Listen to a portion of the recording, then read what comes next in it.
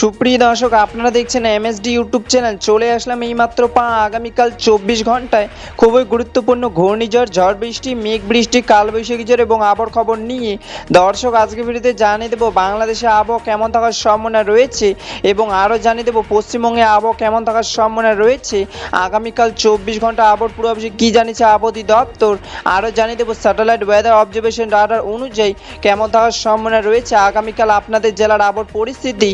তাই প্রিয় দর্শক, ঝটপট ভিডিওটিকে লাইক দিয়ে চ্যানেলটিকে সাবস্ক্রাইব করে পাশে থাকা বেল আইকনটি অন করে দিন এবং কমেন্টে জানিয়ে দিন আপনি কোন জেলা থেকে আজকের আমাদের খবরটি দেখছেন এবং এই মুহূর্তে আপনাদের জেলার আবহাওয়ার পরিস্থিতি কেমন।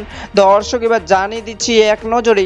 দর্শক, এবার সরাসরি চলে আসলাম মেঘ বিশ্লেষণের পূর্বাভাস চিত্রে এবং এই মুহূর্তে দেখতে পাচ্ছি আজ এবং আগামীকাল 24 ঘন্টায় বাংলাদেশে 8টি থেকে 64 জেলা আকাশ মেঘলা থাকার সম্ভাবনা রয়েছে।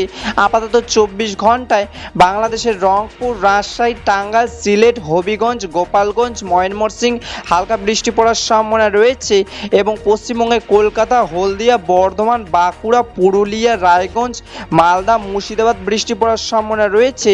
25 এপ্রিল 2026 শনিবারে আবহাওয়ার খবর।